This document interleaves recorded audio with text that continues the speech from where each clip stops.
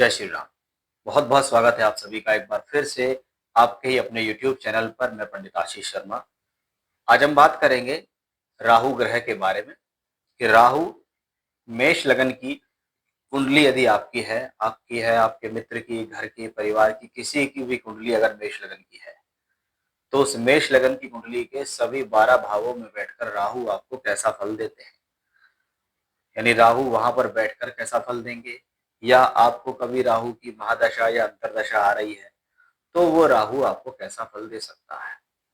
सामान्य तौर पर राहु और केतु कुंडली के वो दो ग्रह हैं जो बिल्कुल विपरीत, एक स्वतंत्र होकर रिजल्ट देने वाले माने जाते हैं। यानी शास्त्रों में भी इसके बारे में काफी विवाद है। कोई कहता है इसकी दृष्टि होती है, कोई कहता है इसकी दृष्टि नहीं होती।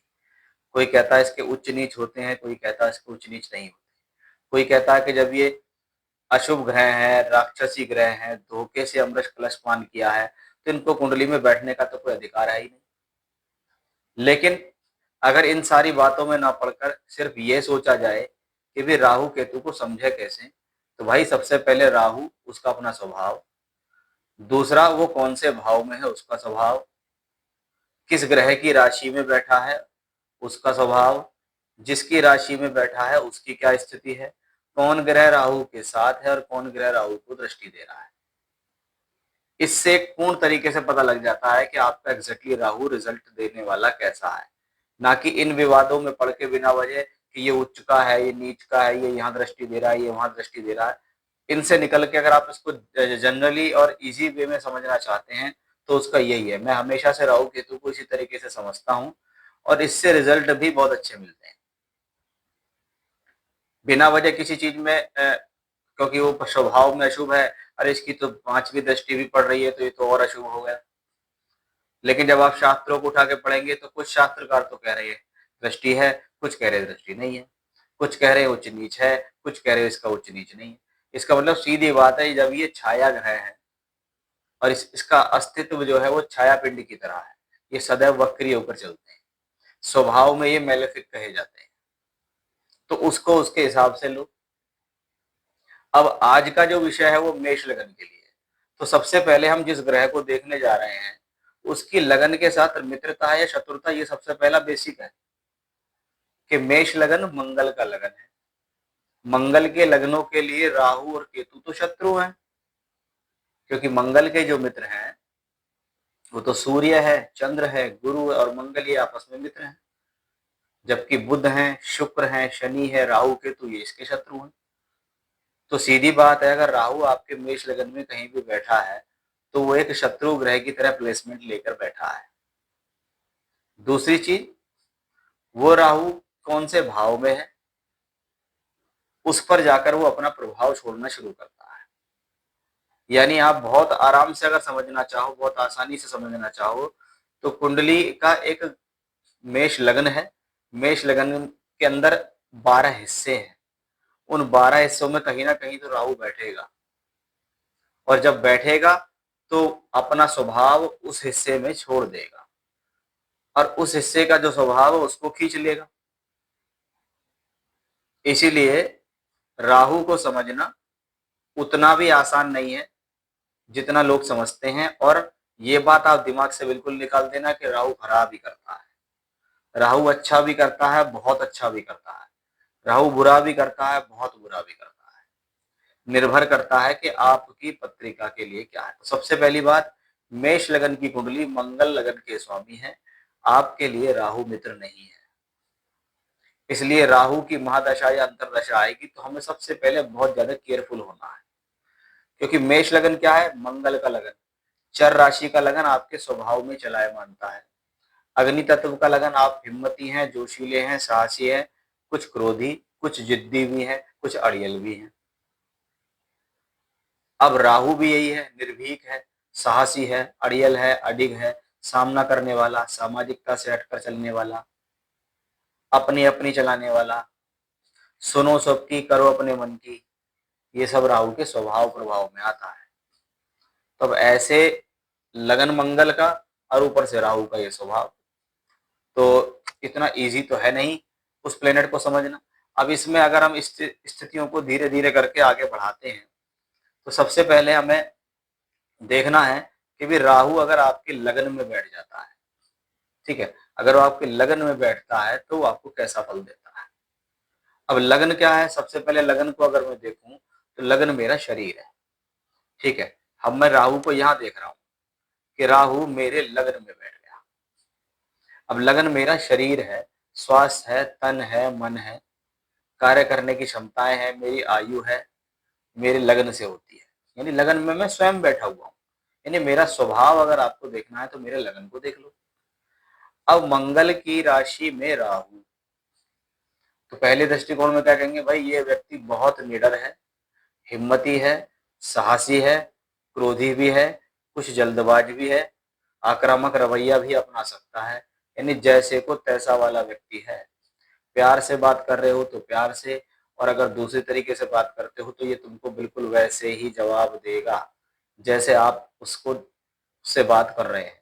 यानी एक तो ये दबंग किस्म का व्यक्ति है, ना ये किसी से डरता है, ना ये घबराता है, बिना वजह किसी से इलझता नहीं है, लेकिन अगर कोई इलझता है तो उसको उसकी भाषा में जवाब देता है। ऐसे लोग बड़े हिम्मती होते हैं। थोड़ा सा प्रॉब्लम होती है कि लगन में राहु है, अपने जो नियम है वो बनते तो हैं, लेकिन जहां अपना स्वार्थ या अपना फायदा दिखाई दिया वहीं अपने नियम टूट भी जाते हैं। यानी नियम पर चलना, ऐसे लोगों को लगता है कि हाँ मुझे ये नियम में लगना चाहिए, मैं अपने स्वास्थ्य के लिए, अपने जीवन के लिए नियम बना रहा हूँ, तो वो अपने नियमों पे लगा रहेगा। लेकिन जहां उसको लगेगा कि पहले की जो विचारधारा थी उसकी वो कुछ अलग थी और आज 2 साल बाद की कुछ और है, तो वो पहले की बात को बोलेगा उसको छोड़ो, जो अब कर रहा हूँ वो ठीक है। क्योंकि राहु लगन में होता है तो असामान्य इच्छाओं को प्रकट करता है, आपको महत्वाकांक्षी बनाता है, विदेशी तरीके को अपनाना, या कह सकते हैं भी एक परिवर्तन को अपनाना ऐसे लोगों के स्वभाव में देखा जाता है। यानी ऐसे लोग बहुत इजीली इस परिवर्तन को एक्सेप्ट कर सकते हैं। अब इसमें पॉजिटिव बात यह है कि आप हिम्मती, साहसी, और नेगेटिव बात यह है कि भी आप कोई जल्दबाजी किस्म के भी हैं। अब लगन में राहु आप जल्दी से सफलता प्राप्त करने वाला भी स्थिति को माना जाता है, व्यक्ति जल्दी से सफल होना चाहता है। ऐसे लोगों की लाइफ में अचानक चीजें बहुत होती हैं, ठीक है। ऐसे लोग टेक्निक को बहुत जल्दी जल्दी समझ सकते हैं, रिसर्च को समझ सकते हैं, मीडिया से जुड़कर जल्दी से लाभ ले सकते हैं। अब मेष लगन है, मेष लगन के लगन में राहु है, तो हम कहेंगे ऐसे लोग बड़े एम्बिशियस होते हैं, इंडिपेंडेंट होते हैं, अपनी पहचान बनाने में सक्षम होते हैं, अपनी पहचान बनाने के लिए कुछ अलग या कुछ लीक से हटकर कार्य कर सकते हैं। ऐसे लोगों की जो पर्सनैलिटी होती है उसमें कहीं ना कहीं रहस्य भी होता है, आकर्षण भी होता है, अचानक निर्णय लेने की प्रवृत्ति होती है, यानी क्विक डिसीजन लेते हैं।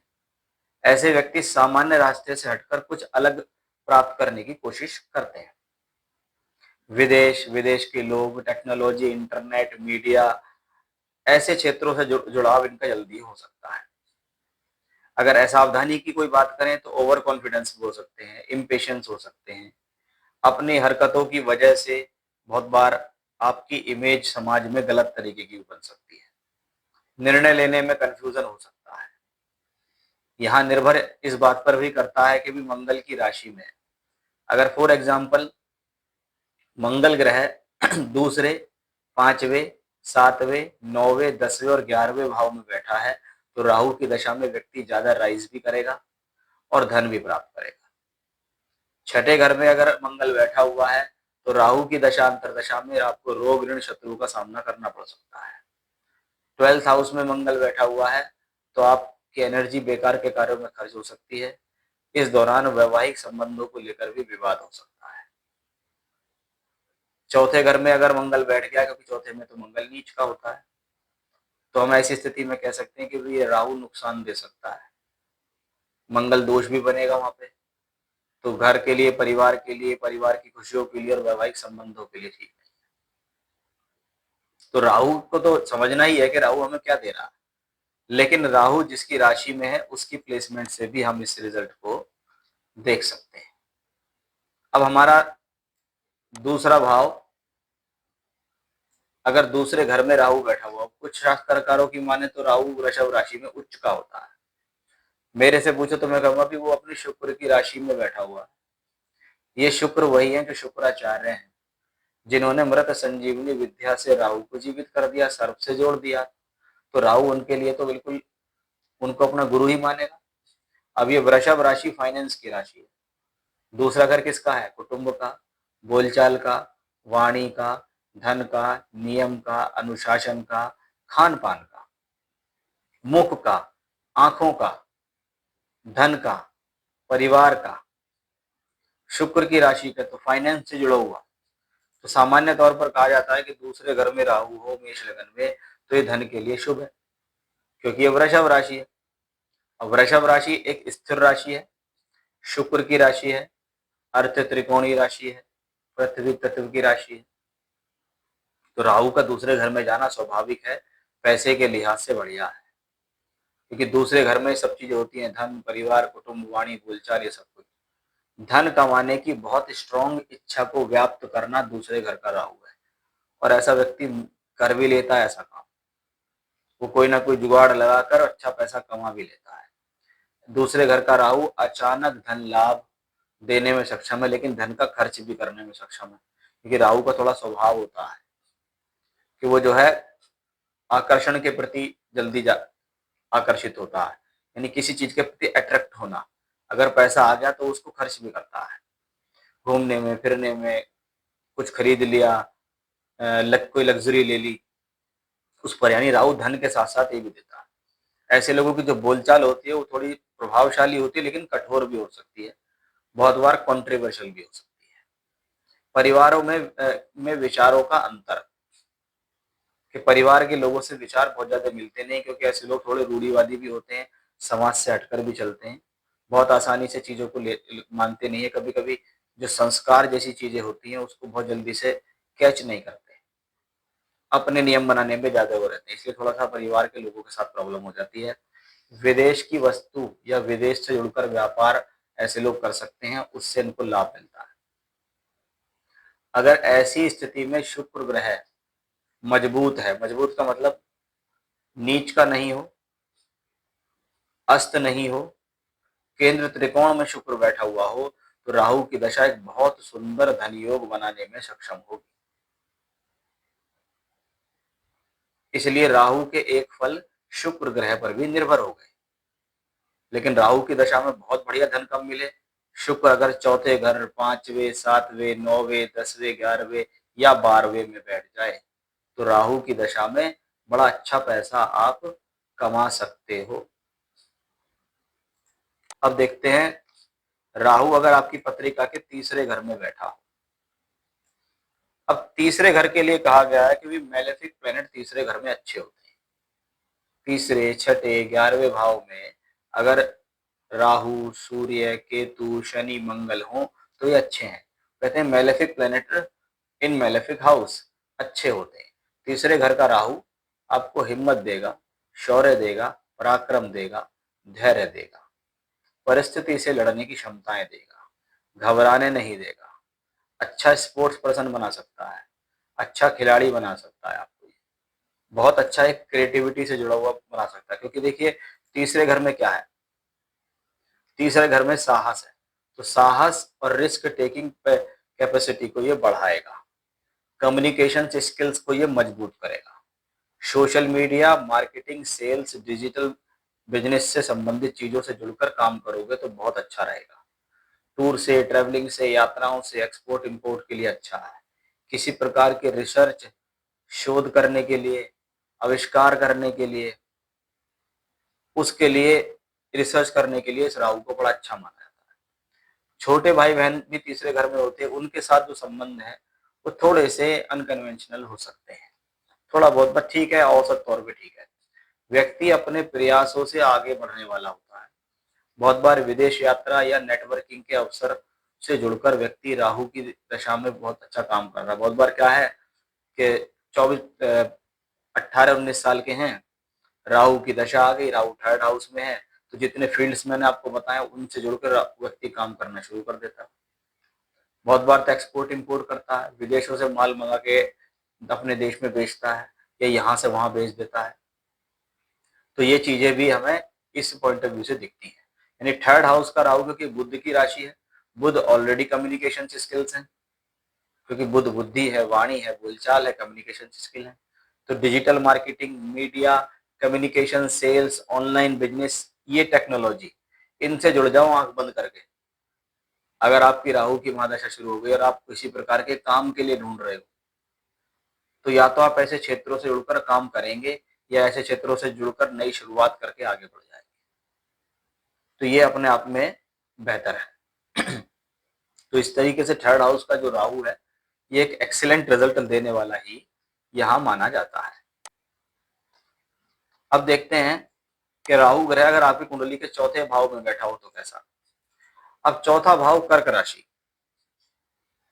कर्क राशि नॉर्मली चंद्रमा की राशि में राहु बहुत अच्छा नहीं होता। राहु अगर आपके चौथे घर में है, चंद्रमा की राशि में है, तो राहु ग्रह आपको टेंशन दे सकता है। इसकी दशा अंतरदशा आएगी तो वो आपको स्ट्रेस देगी, चिंता देगी, परेशानी देगी, मानसिक रूप से स्वस्थ नहीं रहने देगी, ऐसा कह सकते हैं। ऐसे में बहुत ज्यादा जरूरी है आपका चंद्रमा नीच का ना हो, आपका चंद्रमा स्वयं इसी राशि में बैठ के राहु केतु अक्ष पे ना हो, आपका चंद्रमा पक्ष बल में मजबूत हो, यानी पूर्णमासी के आसपास का चंद्रमा हो तो ज्यादा बेहतर होता है। अब चौथा घर माता, भूमि, जमीन, जायदाद, प्रॉपर्टी, व्हीकल, सुख, मन की शांति का है। अगर चंद्रमा वीक है तो राहु की दशा में आपको मन की शांति नहीं मिलेगी, आपके घर परिवार में कलह रहेगा, माता के स्वास्थ्य को लेकर चिंता रहेगी, मन के अंदर अशांति रहेगी। चौथे घर का मालिक चंद्रमा भी पीड़ित है तो राहु की दशा में घर बदलने की संभावनाएं ज्यादा रहती है। व्यक्ति समय समय पर घर बदलता है अपने जीवन में। बहुत बार तो क्या है, जन्म स्थान को छोड़कर किसी अन्य स्थानों पर जाके रहते हैं, तो जन्म से दूर जाने की इच्छा भी प्रकट करता है कि राहु की दशा आगे तो व्यक्ति सोचता है यहाँ से छोड़ के किसी दूसरी जगह चलो, क्योंकि कुछ शास्त्रकार कहते हैं कि राहु चौथे घर से बैठ कर 12वें घर को देखता है कि ये विदेश योग है, व्यक्ति राहु की दशा में विदेश चला जाता है, यानी घर को छोड़ के किसी अन्य स्थान पर जाकर रहना। प्रॉपर्टी के मामले में अनयूजुअल सिचुएशंस को थोड़ा सा ये देता है। प्रॉपर्टी से रिलेटेड फैसले थोड़ा सा सोच समझ कर करने चाहिए। बहुत बार पैतृक संपत्ति से संबंधित जो हिस्सा है वो पूर्ण तरीके से नहीं मिलता। फॉरेन प्रॉपर्टी, दूर स्थान से कनेक्शन, जैसा कि मैं बता ही चुका हूँ, वो चीज भी यहाँ से दिखती है। चंद्रमा अगर बहुत अच्छा है, शुक्र अगर कुंडली में बहुत अच्छा है, तो ऐसा राहु बहुत अच्छी लग्जरी देगा, कंफर्टेबल लाइफस्टाइल आपको दे देगा। लेकिन प्रॉब्लम में है तो मन की बेचैनी होती है, मन के अंदर कुछ ना कुछ रहता है। बहुत बार सब कुछ है फिर भी लगता है मुझे और कुछ चाहिए, और बहुत कुछ चाहिए। चंद्रमा ज्यादा पीड़ित है तो माता के सुख में कमी होती है। बहुत बार बचपन में ही माता चली जाती है या माता बीमार रहती है। ऐसा भी हम यहाँ से राहु के चौथे घर की कंडीशन से जान सकते हैं। अब राहु बैठा अगर कुंडली के पंचम भाव में, तो पंचम भाव एक लक्ष्मी त्रिकोण भाव है और पंचम भाव ही बहुत कुछ है कुंडली के लिए, क्योंकि फिफ्थ हाउस हमारी बुद्धि है। अब हम बुद्धि से ही जीवन में चाहे पढ़ रहे हैं, चाहे लव रिलेशनशिप कर रहे हैं, चाहे नौकरी के निर्णय लेने हैं, व्यापार के निर्णय ले रहे हैं, लेकिन फिफ्थ हाउस बुद्धि है। राहु जैसा प्लेनेट अगर फिफ्थ हाउस में हो तो ऐसा व्यक्ति जल्दी से पैसा कमाने की इच्छा रखता है। उसको जुए से, सट्टे से, लॉटरी से, इन चीजों के प्रति उसका बहुत आकर्षण रहता है कि मैं इन चीजों से जुड़ जाऊं और जल्दी से और झटके से पैसा कमा लूं, क्योंकि पंचम भाव लक्ष्मी त्रिकोण भी है। अब जल्दी से और झटके से पैसा कमाना है तो उसके लिए सिर्फ एक कंडीशन नहीं होती राहु की। पहली बात, हमें शुक्र को भी देखना होता है, शुक्र को भी धन कहते हैं। बृहस्पति पंचम के कारक भी हैं और सूर्य पंचम के मालिक भी हैं। अगर सूर्य, शुक्र और गुरु, ये तीन प्लेनेट आपकी पत्रिका में केंद्र त्रिकोण में अच्छी स्थिति में बैठे हैं तो राहु की दशा में अपार संपत्ति का योग बनेगा। फिर इसको एक बहुत सुंदर लक्ष्मी योग कहेंगे। या तो जुए से कमाएगा, या सट्टे से कमाएगा, या लॉटरी से कमाएगा, या अचानक से पैसा मिलेगा, व्यापार में बहुत तगड़ा पैसा कमाएगा, शेयर मार्केट से बहुत तगड़ा पैसा कमाएगा। इसके विपरीत अगर सूर्य और बृहस्पति जैसे दोनों ग्रह कुंडली में पिटे हुए हैं और राहु की दशा आ गई तो समझ लो राहु की दशा में बर्बादी भी हो जाएगी। फिर उस राहु की दशा के अंदर ऐसा व्यक्ति मानेगा नहीं, इन्हीं चक्करों में लगा रहेगा, अपना घर का, परिवार का धन लगा देगा, कर्ज लेके भी पैसा लगा देगा कि नहीं मुझे तो जुए सट्टे लॉटरी और शेयर मार्केट से अमीर बनना है। कभी कमाएगा कभी गवा देगा, 1 रुपया कमाएगा 3 रुपए गवाएगा, फिर 1 रुपया कमाएगा फिर 3 रुपए कमाएगा, और धीरे धीरे धीरे करके गर्त में चला जाएगा। तो ये चीजें कहते हैं कि पंचम का राहु है तो आपको ये सब चीजें दे देगा। तो क्योंकि बुद्धि का भाव है, बड़ा संयमित रखने की जरूरत है। अगर 5वें घर में राहु है तो अपनी बुद्धि को थोड़ा सा संयमित रखो, क्योंकि 5वां भाव इंटेलिजेंसी भी है, एजुकेशन, क्रिएटिविटी, चिल्ड्रन, रोमांस और एंटरटेनमेंट, लव रिलेशनशिप्स, ये यही है, सब 5th हाउस में है। बहुत क्रिएटिव और अलग सोच वाले लोग ऐसे होते हैं जिनके 5th हाउस में राहु। राजनीति, मीडिया, एंटरटेनमेंट, डिजिटल कंटेंट के प्रति इनकी रुचि होती है। जल्दी से रईस बनने की इच्छा भी होती है। जुए सट्टे लॉटरी शेयर मार्केट के प्रति रुझान जाता है। लव रिलेशनशिप्स इनके आधे अधूरे से ही रहते हैं, क्योंकि ये खुद ही थोड़ा सा उन चीजों को लेकर कंफ्यूज होते हैं। इसीलिए इसमें मैं 5th हाउस में कहता हूं कि पंचम भाव सिर्फ पंचम नहीं है, ये 10वें घर से 8वां भाव भी है। मेरे कर्म का अष्टम भाव, मैंने जो कर्म किए उस कर्म से मुझे लाभ मिलेगा या हानि मिलेगी, तो निर्भर ये करेगा कि राहु पंचम में है लेकिन सूर्य गुरु की स्थिति क्या है। अगर वो बहुत बेहतर है कुंडली में तो आपको घबराने की जरूरत नहीं है, राहु की दशा में बढ़िया पैसे कमाओगे। और अगर वो पीड़ित है तो आप राहु की दशा में डाउन जाओगे, इसमें भी कोई डाउट नहीं है। इसलिए नहीं समझ में आए तो भैया किसी को पत्रिका दिखा लो कि भी मेरी राहु की दशा आ रही है और मेरा रुझान इन चीजों के प्रति जा रहा है, कहीं ऐसा तो नहीं है मैं बर्बादी की तरफ जा रहा हूँ, ऐसा समझ सकते हैं। एजुकेशन में भी ऐसे लोग कुछ अलग पाथ ढूंढने वाले होते हैं, कुछ अलग चीजों को ढूंढते फिरते हैं। इसलिए राहु को पंचम भाव में देखकर ये कह दो कि अब आपके मजे आने वाले हैं और अब आप जुए सट्टे लॉटरी या शेयर मार्केट से पैसा कमाने वाले हो, तो भाई ऐसा नहीं। और उसके लिए पूरा नियम है, क्योंकि आज के समय में ये बहुत चल रहा है कि जुए से, सट्टे से, लॉटरी से, शेयर से पैसा कैसा कमाऊं। तो भाई 5वें घर में राहु की नहीं, सूर्य को भी देखो, गुरु को भी देखो, दूसरा भाव भी देखो, शुक्र को भी देखो, दशम भाव को भी देखो और दशाओं को देखो, तब कहीं जाकर पता लगे। क्योंकि 1-2 दिन में सब काम नहीं होते, हर चीज का एक समय आता है, उसको समय के हिसाब से आपको देखना चाहिए। अब राहु अगर आपकी पत्रिका के 6ठे भाव में बैठ जाए तो आपको कैसा फल देगा। वही 3, 6, 11 में मेलेफिक प्लेनेट अच्छे होते हैं। अगर 6ठे घर में राहु है और 6ठा घर रोग ऋण शत्रु का है, तो ये रोग ऋण और शत्रु तीनों से लड़ने की क्षमताएं देगा। कि राहु ग्रह आपको जीवन में तीनों से लड़ने की क्षमताएं देगा, क्योंकि 6ठा घर शत्रु है, कंपटीशन है, बीमारी है, लोन है, सर्विस है, लिटिगेशन है, डेली का वर्क है। ये 6ठा घर नहीं है, ये 10वें घर से 9वां है, ये 9वें घर से 10वां है। यानी मेरे कर्म का भाग्य भी राहु 6ठे घर में है, मेरे भाग्य का कर्म भी है। यानी ये व्यक्ति अपने भाग्य और कर्म को बनाने के लिए बहुत हद तक बहुत तगड़ी वाली मेहनत कर सकता है। कि मेरे 6th हाउस में राहु है, ये कंपटीशन करने को भी तैयार है, ये लड़ने को भी तैयार है, ये भिड़ने को भी तैयार है, ये परिस्थिति से लड़के जीतने को भी तैयार है। इसलिए 6ठे घर के राहु के लिए कहा कंपटीशन में आगे निकलने की क्षमता ऐसे लोगों में होती है, विरोधियों पर विजय प्राप्त करने की क्षमता होती है, डिफिकल्ट सिचुएशंस को हैंडल करने की क्षमता होती है। नौकरी कंपटीशन में ग्रोथ के लिए इसको अच्छा कहा गया। सर्विस सेक्टर में अनकन्वेंशनल सक्सेस के लिए अच्छा कहा गया, क्योंकि राहु 6ठे है तो 12वें से संबंध है, विदेश की कंपनी, बाहर के लोग, इनसे जुड़कर फायदा। अगर राहु बुध की राशि में है और बुध 12, तीसरे और 9वें घर में बैठा है तो ये विदेश योग है। आप राहु की दशा में विदेश से जुड़कर पैसा कमाओगे। तो ये डिपेंड करता है बुध पर भी। राहु 6th हाउस में है और बुध की राशि में और बुध 4थे घर में बैठा, तो क्या होगा, प्रॉपर्टी लेगी लेकिन लोन लेना पड़ जाएगा। राहु बुध की राशि में, बुध 12वें घर में बैठ के नीच का हो गया, तो क्या होगा, भले ही बाहर से संबंध बनेगा लेकिन बाहर जाकर तबियत खराब रहेगी, हेल्थ इश्यूज रहेंगे। राहु 6ठे घर में है, बुध की राशि में और बुध बैठा 8वें घर में, तो क्या हो, सडन लॉस होने की संभावना रहेगी।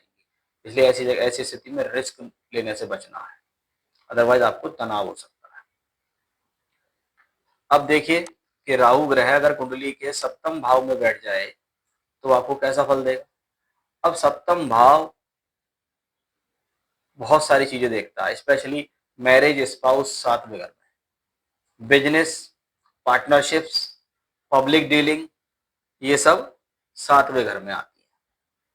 सेवंथ हाउस में राहु शुक्र की राशि में है तो वो अच्छी उसमें की राशि। ऐसे में अगर शुक्र ग्रह पीड़ित हो जाए तो व्यक्ति के चरित्र को लेकर सवाल उठ जाएंगे कि भाई इस व्यक्ति के चरित्र को लेकर संभावनाएं, स्पेशली अगर शुक्र ग्रह दूसरे, 12वें, छठे और 8वें भाव में बैठ जाए तो ऐसा राहु आपके चरित्र को खराब कर सकता है। और अगर वो शुक्र पीड़ित हो जाए तो आपको स्त्री या पुरुष से संबंधित रोग दे देगा, आपके विवाह कराने में आपको डिले करा देगा, आपकी मैरिड लाइफ में प्रॉब्लम दे देगा। उसके पीछे भी यही रीजन होगा कि आपका चरित्र खराब है, उसकी वजह से आपकी मैरिड लाइफ में प्रॉब्लम है। इसलिए कहा जाता है कि सेवंथ हाउस में राहु हो तो अनकन्वेंशनल मैरिज या रिलेशनशिप्स होती है। ऐसे राहु को एक बार में देख के कह देना इसका वैवाहिक संबंध अच्छा ही रहेगा, नहीं कह सकते। उसके लिए सातवें भाव पर कोई अशुभ प्रभाव ना हो और सप्तमेश्वर कारक शुक्र बहुत स्वस्थ हो तो ही ये सोचा जा सकता है कि राहु ग्रह आपको शुभ फल देगा, स्पेशली मैरिज में। अगर शुक्र बली है तो पार्टनरशिप से रिलेटेड बिजनेस में बहुत अच्छा गेन होता है। बहुत बार जीवन साथी के साथ ही आप काम करते हैं, यानी वाइफ आपके साथ मिलकर काम कर रही है, आप विदेश से जुड़कर काम कर रहे हैं, आप डिफरेंट कल्चर का कोई बैकग्राउंड लेकर ऐसा कोई पार्टनर ढूंढकर काम करते हैं, क्योंकि राहु थोड़ा सा इन चीजों से अलग हटके काम करता है।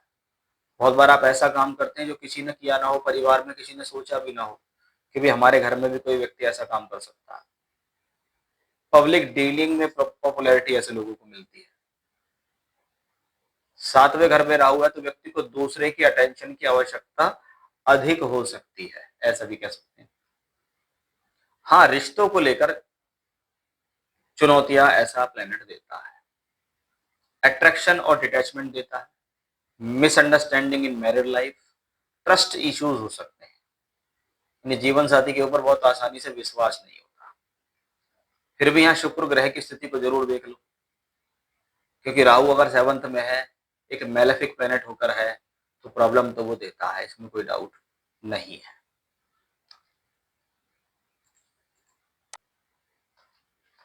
अब देखते हैं अष्टम भाव में राहु कैसा। सामान्य तौर पर आठवें घर को हम आयु के लिए देखते हैं कि जो आठवां भाव है ये आयु का भाव होता है। अब आयु है तो मृत्यु भी है, तो मृत्यु का भाव भी क्या है, आठवां ही भाव है।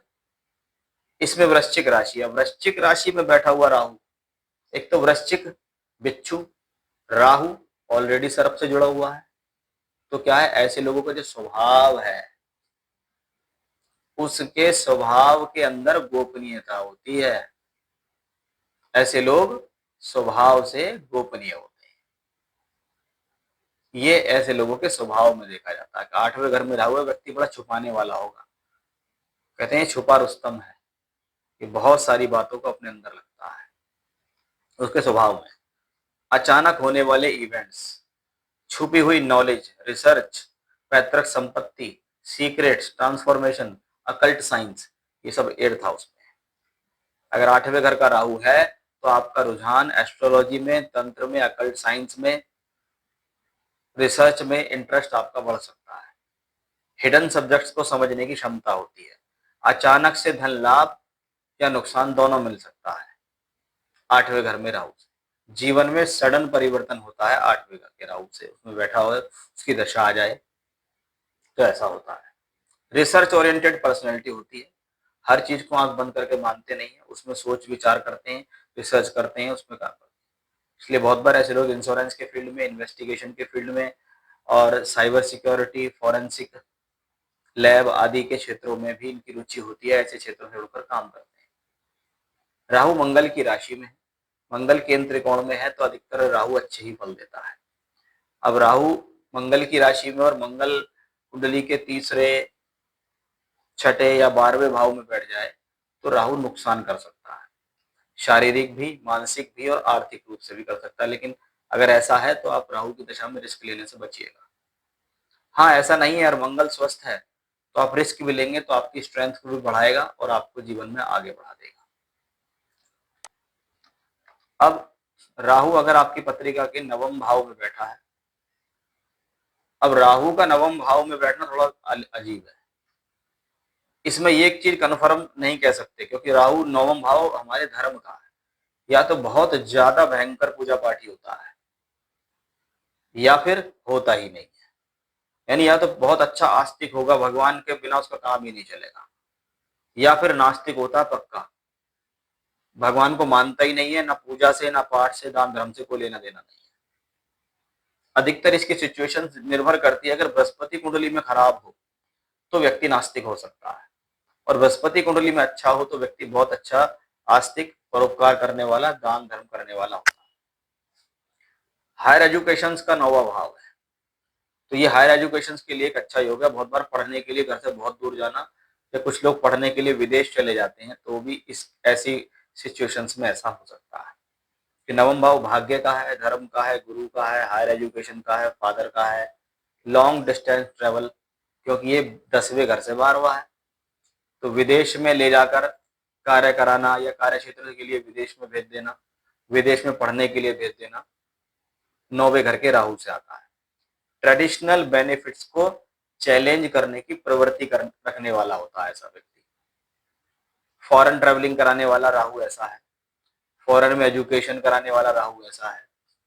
अलग फिलॉसफी अपनाना, अनकन्वेंशनल गुरु या टीचर से जुड़ाव, विदेश से भाग्योदय की संभावनाएं, ऑनलाइन ग्लोबल ऑडियंस से फायदा लेने वाला राहु ऐसा होता है।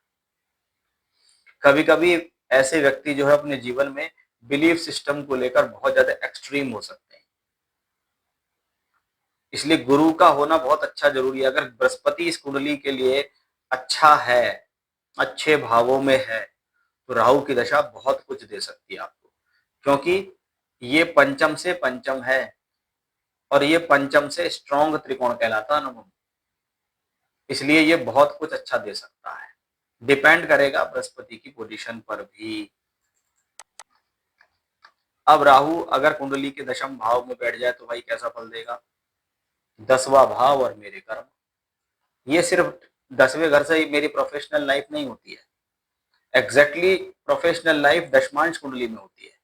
दशमांश कुंडली का लग्न, दशमांश कुंडली का दशम भाव, वो 10वां घर तो मेरा वो कर्म है जो मैं पैदा होते शुरू करता हूँ। मैंने पैदा हुआ और मैंने पहली श्वास ले ली, इसका मतलब है मैंने कर्म शुरू कर दिए, ये 10वां घर है। अब 10th हाउस में राहु है तो व्यक्ति के दिमाग में क्या आएगा?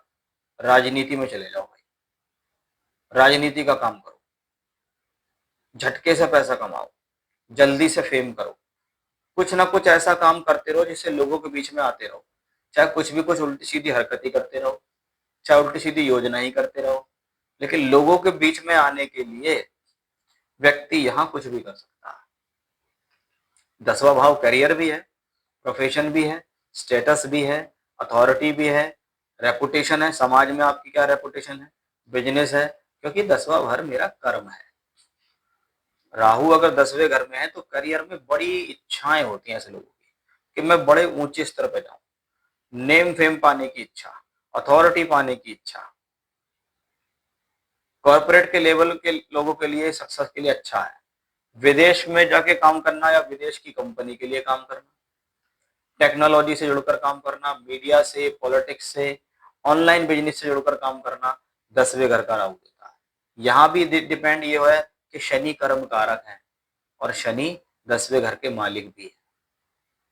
अब शनि का संबंध किसी भी तरीके से अगर पत्रिका में अगर शनि तीसरे, छठे, 9वें और 12वें घर में बैठे हैं तो ये विदेश योग है, फिर व्यक्ति विदेश जाएगा। और अगर शनि केंद्र में बैठ गए, फॉर एग्जाम्पल लग्न में बैठ गए, चौथे में, 7वें में बैठ गए, दशम में बैठ गए, तो राजनीतिक सक्सेस के लिए इसको बहुत अच्छा माना जाता है कि कहीं ना कहीं व्यक्ति के मन में इच्छा रहती है, वो राजनीति से इंटरेस्ट बना जरूर लेता है। या मीडिया से जुड़कर बहुत अच्छा कोई काम करना भी इसी सिचुएशन में होता है। सामान्य तौर पर अगर देखा जाए तो राहु दशम भाव में हो तो व्यक्ति एक बार मन में जो ठान लेता है वो दिमाग से उसकी बात निकलती नहीं, फिर वो उसी पे रहता है। ऐसे लोगों का जो करियर पाथ होता है ना वो और लोगों से हटके होता है। बहुत सामान्य नहीं होता कि ये कर रहा है मैं भी यही कर लूंगा, ये कर रहा है मैं भी यही कर लूंगा, ऐसा नहीं होता है। इस बात का थोड़ा सा यहाँ विशेष रूप से आपको ध्यान रखना है। प्रोफेशनल लाइफ के अंदर समय समय पर चेंजेस ऐसे लोगों के जीवन में देखे जाते हैं, कुछ ना कुछ बदलाव, कुछ ना कुछ जुड़ाव करते रहते हैं, लेकिन उस जुड़ाव से ही अपने जीवन में अंततः आगे बढ़ते भी हैं। उस परिवर्तन से या उस कुछ करके अपने जीवन में ऐसे लोग कुछ बड़ा प्राप्त करने चाहते हैं, कर भी लेते हैं। ये नहीं कि बिना वजह मेहनत कर रहे हैं, कुछ प्राप्त भी कर लेते हैं। ऐसा भी 10वें घर का राहु माना जाता है। अब देखते हैं कि राहु अगर आपकी पत्रिका के मेष लगन में 11वें भाव में बैठा है तो कैसा। मैं शुरू से ही कहता हुआ आ रहा हूँ कि 3, 6, 11 में अगर मेलेफिक प्लैनेट है तो अच्छा है। अगर राहु 11वें घर में है तो वो लाभ का, प्राप्ति का, इनकम का, वृद्धि का भाव है। वो आपको खाली नहीं बैठने देगा, वो आपसे काम कराएगा, वो आपको पैसा देगा, वो आपको लाभ देगा। क्योंकि लाभ की बात है तो लाभ बिना बृहस्पति के मिलता नहीं। अगर राहु 11वें घर में है, शनि और बृहस्पति की स्थिति कुंडली में बहुत अच्छी है, तो आप समझ जाइए राहु की दशा में बड़ा अच्छा पैसा कमाने वाले हैं। फिर राहु की पूरी महादशा के अंदर आप एक बहुत अच्छे स्तर के नौकरी से पैसा कमाओ या व्यापार से पैसा कमाओ, लेकिन आपको यहाँ कमाना तो है ही है। ये एक बहुत अच्छी कंडीशंस हम यहाँ कह सकते हैं कि भाई 11वें में राहु है तो आप संतुष्ट हो सकते हैं कि भाई मुझे पैसा तो मिलने वाला है, मुझे लाभ तो मिलने वाला है। क्योंकि 11वां घर इनकम का है, गेन्स का है, नेटवर्किंग का है, एल्डर सिबलिंग्स का है, इच्छाओं की पूर्ति करने का है, कुछ बड़ा करना, कुछ विशेष करना यहाँ से होता है। तो ऐसे राहु की दशा अगर हो तो ऐसे लोगों को नेटवर्क के क्षेत्र से, सोशल मीडिया से, नेटवर्किंग से, डिजिटल मार्केटिंग से अच्छा लाभ हो सकता है। बड़े बड़े गेम्स हो सकते हैं, विदेशों से संपर्क बन सकते हैं, टेक्नोलॉजी के क्षेत्र में बड़ा आप आगे आगे बढ़ सकते हैं, किसी बड़े ऑर्गेनाइजेशन से जुड़कर काम कर सकते हैं। इच्छाएं बड़ी होती हैं, लेकिन उन बड़ी इच्छाओं को पूर्ति करने के लिए व्यक्ति काम भी करता है। आज के समय में देखें जैसे यूट्यूब है, इंस्टाग्राम है, ऑनलाइन बिजनेस है, डिजिटल मार्केटिंग है, ई कॉमर्स है, टेक्नोलॉजी है, क्या है वो 11th हाउस में अगर राहु है तो वो उस तरफ रुझान डाल सकता है, आप उस तरफ जुड़कर पैसा कमा सकते हैं। लेकिन ऐसे लोगों को अपनी ग्रीड को कंट्रोल करना जरूरी है, यानी अपने लालच को कंट्रोल करना जरूरी है। अपने काम पर फोकस करें, स्किल्स को बढ़ाने पे फोकस करेंगे तो ज्यादा सुखी रहेंगे आप। तो वो एक अच्छी कंडीशन हम यहाँ से इससे कह सकते हैं। हालांकि राहु ठीक है, अच्छा ही है, 11th हाउस के राहु को अच्छा ही माना गया है शास्त्र में।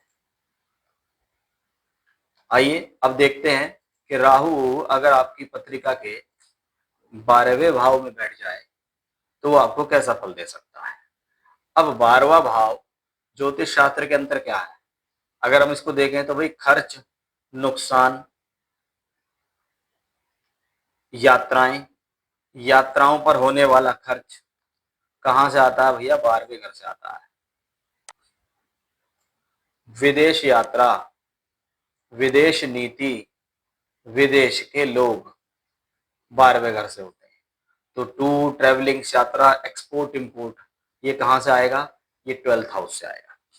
अब राहु आपके 12वें घर में बैठा तो समझ जाओ आपके मन में इच्छा है मुझे विदेश जाना है, फॉरेन लैंड से पैसा कमाऊंगा, विदेश जाके पैसा कमाऊंगा, विदेश में सेटल होना चाहता हूँ, विदेश के लोगों से जुड़ना चाहता हूँ, काम भी करूंगा तो विदेश में सप्लाई करके करूंगा। अच्छा खर्चा भी करता है, लेकिन खर्चा करके पैसा भी कमा लेता है। तो ये 12वें घर में राहु में बैठते ही है। ऐसी स्थिति में बृहस्पति जितना ज्यादा स्ट्रांग होगा उतना ज्यादा पैसा आप बाहर से जुड़कर कमाने वाले हो। क्योंकि 12वां घर निद्रा का भी है। स्वस्थ बृहस्पति अच्छी निद्रा देगा, आध्यात्म पूजा पाठ के प्रति रुझान देगा, स्पिरिचुअलिटी के प्रति रुझान देगा। व्यक्ति दान में, धर्म में, परोपकार में, आध्यात्म में, पूजा पाठ में, हॉस्पिटल बनाने में, लोगों को दान देने में रुचि रखता है, बिहाइंड द सीन एक्टिविटीज करता है, खुद सामने नहीं आता, काम कराता है। तो राहु की दशा हो तो विदेश जाने की इच्छा है तो ये संभव हो सकती है कि इस दौरान आप विदेश जाएं, विदेश जाने का अवसर आपको मिले। विदेश की कंपनी के लिए इंडिया में रहते हुए काम कर रहे हैं, ऑनलाइन ग्लोबल वर्क कर रहे हैं आप, बहुत सारे विदेशों से जुड़कर काम कर रहे हैं। खर्च अधिक हो सकता है, थोड़ा खर्च पर संयम रखें क्योंकि लग्जरी पे पैसा खर्च होगा। ऐसे में व्यक्ति शान शौकत पर पैसा बहुत खर्च करता है। अकेले काम करने की प्रवृत्ति होती है क्योंकि आप बड़े मेहनती हैं, तो आप काम को अकेले करने में सक्षम है, उसे अकेले करके निपटाने में सक्षम है। तो ये था कि भाई अगर आपकी पत्रिका मेष लगन की है और आपकी कुंडली के किसी भी भाव में राहु बैठे हैं, तो वो राहु आपको अपनी दशा में कैसा फल दे सकते हैं, ओवरऑल वो कैसा फल दे रहे हैं, जब उसकी दशाएं आएंगी तब वो आपको कैसा फल देंगे, इसकी पूर्ण जानकारी देने की आज इस वीडियो के माध्यम से मैंने आपको कोशिश की है। आगे भी ऐसे ही विषयों की चर्चा को हम आगे बढ़ाते रहेंगे। अपने घर परिवार के लोगों की कुंडलियों में देखिए कि राहु अगर आपका मेष लग्न है तो राहु कौन से भाव में है, वो आपको क्या दे सकता है। जय श्री राम।